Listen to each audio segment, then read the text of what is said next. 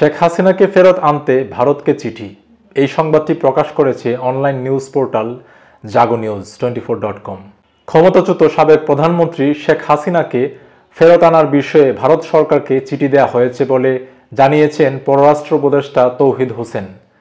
23 December পররাষ্ট্র মন্ত্রণালয়ে সাংবাদিকদের প্রশ্নের জবাবে তিনি একথা বলেন।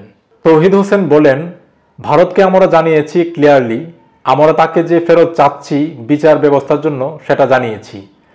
ফেরত চাওয়ার প্রক্রিয়াটা কি হতে পারে জানতে চাইলে তিনি বলেন, ভারত সরকারকে নোট ভার্বালের মাধ্যমে বা কূটনৈতিক পত্রের মাধ্যমে। বাংলাদেশের বহু মানুষের মধ্যেই এই প্রশ্নটা রয়েছে যে বর্তমান অন্তর্বর্তীকালীন সরকার কি শেখ হাসিনাকে ভারত থেকে ফেরত আনতে পারবে কিনা, বা দিল্লি সরকার বা ইন্ডিয়া শেখ হাসিনাকে ফেরত দেবে কিনা, এ নিয়ে প্রশ্ন, সংশয়, জল্পনা কল্পনা রয়েছে বহু মানুষের মধ্যেই। 23 ডিসেম্বর দ্য বিজনেস স্ট্যান্ডার্ড এই প্রশ্নের উত্তর খুঁজেছে কয়েকজন বিশেষজ্ঞের মাধ্যমে। দিল্লি কি শেখ হাসিনাকে ফেরত দিবে, এ নিয়ে একটি সংবাদ প্রকাশ করেছে দ্য বিজনেস স্ট্যান্ডার্ড। ভারতের কাছে আনুষ্ঠানিকভাবে বাংলাদেশের এ অনুরোধের পর ভারত সম্ভাব্য কী পদক্ষেপ নিতে পারে সে বিষয়ে বিশেষজ্ঞদের কাছে তাদের মতামত জানতে চেয়েছে দ্য বিজনেস স্ট্যান্ডার্ড।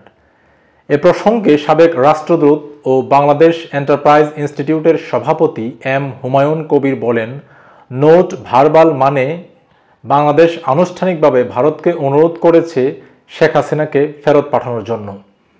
এখন ভারত হয়তো এর জবাব দিতে পারে তিনি বলেন, তবে চিঠিতে অবশ্যই প্রত্যর্পণ চুক্তির কোন ধারায় তাকে ফেরত চাওয়া হয়েছে তা উল্লেখ থাকতে হবে বলে তিনি জানান।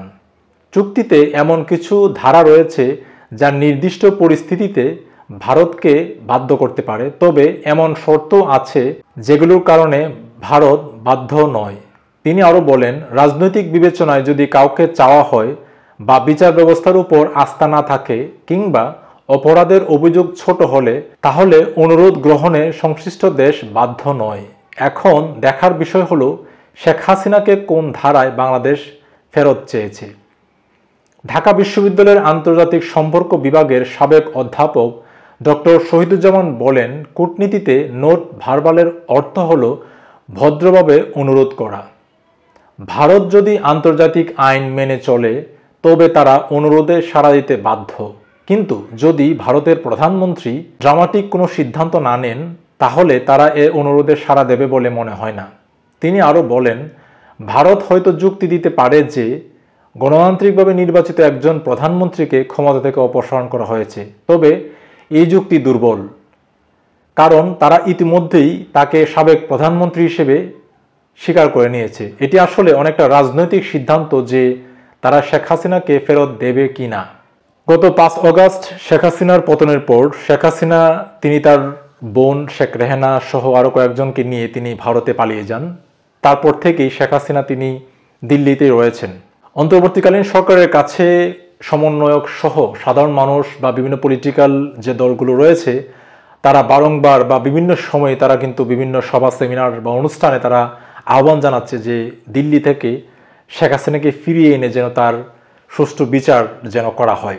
এটি বর্তমানে একটি বার্নিং ইস্যু বাংলাদেশের বলা যায়। দেখা যাক যে বাংলাদেশের বর্তমান অন্তর্বর্তীকালীন সরকার শেখ হাসিনাকে ফেরত আনতে পারবে কি না। ধরা যায় যে বাংলাদেশের এই বর্তমান সরকার যদি শেখ হাসিনাকে ফেরত নিয়ে আসতে পারে ভারত থেকে, আমি মনে করি এটি একটি বড় ধরনের বিজয় এই সরকারের জন্য। এই বিজয় কি বাংলাদেশের অন্তর্বর্তীকালীন সরকার উদযাপন করতে পারবে কি না, নাকি ভারতের কূটনীতির কাছে তাদেরকে পরাস্ত হতে হয়, সেটি সামনে দেখার বিষয়।